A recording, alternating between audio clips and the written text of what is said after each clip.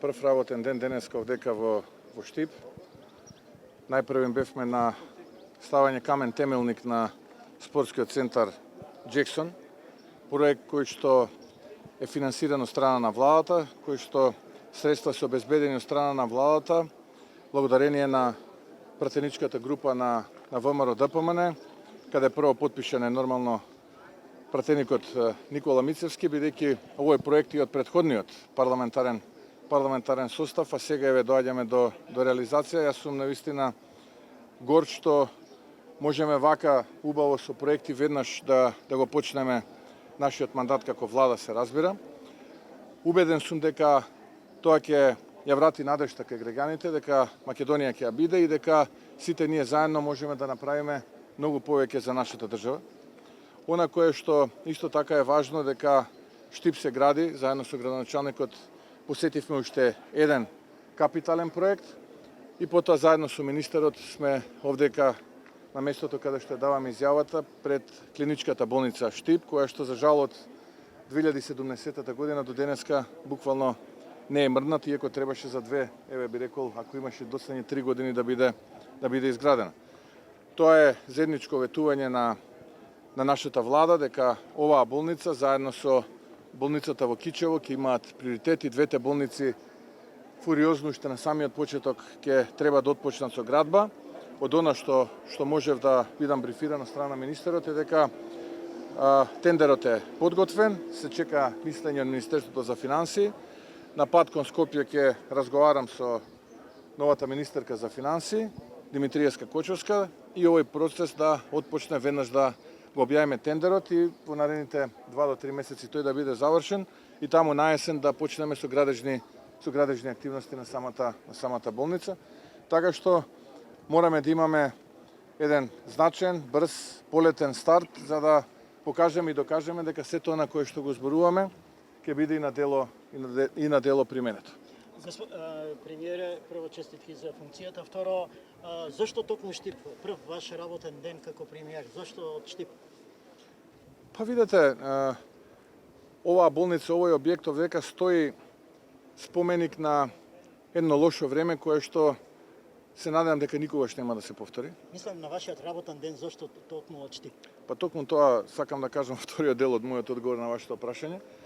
И пораката е јасна дека многу споменици и неуспешни проекти ќе наследиме од оваа крајно неуспешна и можеби најнеуспешна влада на СДСМ и ДУИ, и сите тие треба да ги трансформираме во проекти кои што ќе значат додадена вредност во животите на нашите граѓани. Еден од тие споменици е ова што гледате позади мене. Од 2017-та воопшто не е ставена шајка, а од друга страна го имаме и спортскиот комплекс Джексон, проект кој што е исто така финансиран заедно со општината, со средства од владата.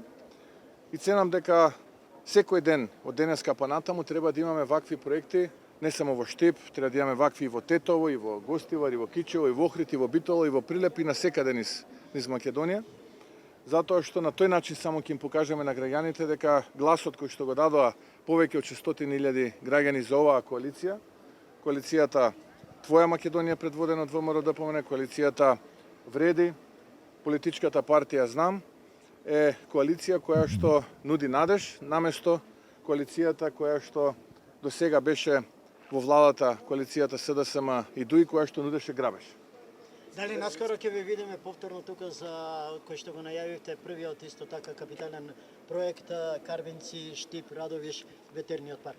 Да, тоа е проект кој што утре ќе го објавиме. Тоа е ветерен парк кој што ќе биде изграден на тромеѓието помеѓу трите општини Карвинци, Штип и Радовиш. Ветерен парк кој што ќе има вредност на самата инвестиција помеѓу 400 и 450 милиони евра. Утре ќе го видите инвеститорот, ќе имаме заедничка изјава, ќе имаме заеднички настан. Тоа представува исклучително значаен проект во делот на енергетското портфолио на не само на овој крај, туку и на државата во целост, кој што значително ќе го подобри перформансот на енергетските капацитети на државата. И она кое што е значено, за овој немаме специјален закон, немаме загарантиран откуп, немаме загарантирана цена, туку едноставно имаме инвеститор кој што ќе инвестира помеѓу 400 и 450 милиони евра, кој што производот ќе го пласира на слободниот пазар и тој слободен пазар диктира дали тоа ќе биде за извоз или дел од тие количини ќе завршат овде во Македонија. Она кое што е многу важно е исто така да се напомене дека тоа ќе донесе за граѓаните и за бруто домашниот производ дополнителни 100 милиони евра годишно. Нешто кое што до сега недостасуваше.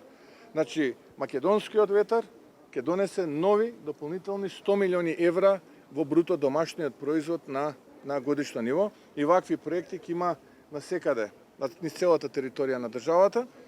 Ќе повторам, немаме специјални закони како оние закони кои што сакаа шверцерски да ги протнат на последните денови од претходната влада. Немаме загарантирани откупи по загарантирани цени во период од 20-30 години. Имаме инвеститор кој што ќе инвестира повеќе од 400 до 450 милиони евра, а државата, буџетот, граѓаните ќе имаат за 100 милиони евра годишно поголем приход во бруто домашниот производ. Нешто кое што треба да донесе 20% од вкупното производство на струја и ќе ја направи нашата држава енергетски балансирана, да не бидеме увозно зависни. Туку колку што произведуваме, толку и да трошиме, во периодот кој што следи ќе има уште вакви пријатни изненадувања. Најавувате макотрпна секојдневна работа. Значи ли тоа дека дека ќе се потите и кога ќе нема сонце? И во таа смисла, каков е вашиот прв работен тест, временски тест, како го издржува тоа? Бидејќи јасно ви е дека од притисокот од јавноста ќе биде многу поголем, колку што е времето. Симпатична е метафората и ја прифаќам истата. Јас од првиот ден, откако пред 6,5 години бев избран за председател на ВМРО ДПМН, сум под континуиран притисок. Без разлика дали е тој од внатре, од надвор, политички или било каков, за себе би рекол дека е тоа моја природна средина, животна, па и работна.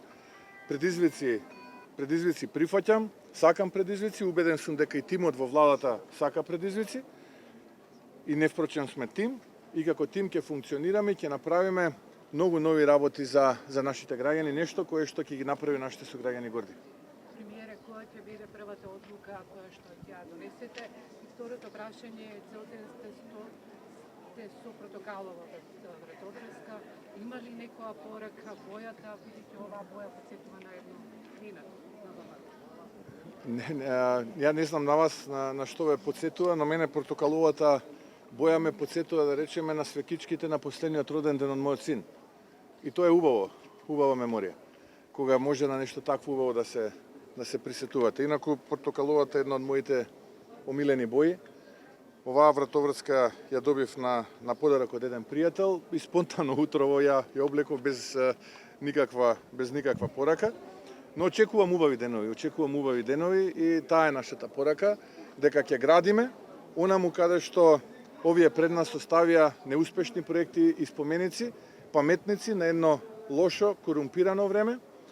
Нема да ни се случува да голобради момчиња купуваат трговски центри во главниот град, нема да ни се случуваат Rolls-Royce и Maybach возила, нема да ни се случуваат фудбалчиња по кабинети, нема да ни се случуваат неуспешни проекти во делот на производството на марихуана, туку едноставно ќе работиме она кое што го дадовме како збор пред нашите граѓани. Граѓанинот пред се, тоа е мотото на оваа наша влада. А која ќе биде првата одлука која што можете да ја донесете?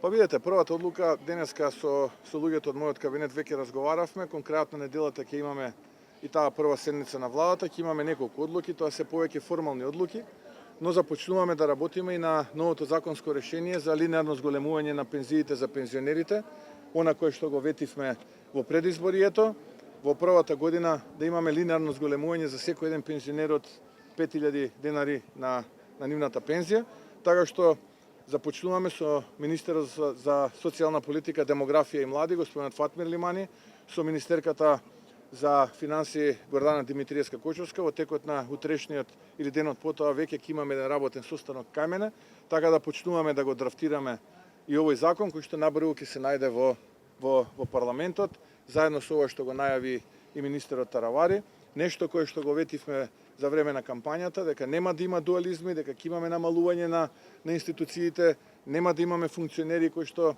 ќе живеат од парите на граѓаните, туку едноставно ќе бидеме она кое што го кажавме и во нашата програма и јас во моето експозе, тоа што граѓаните го направи е доволно, сега татковината да направи за нашите граѓани.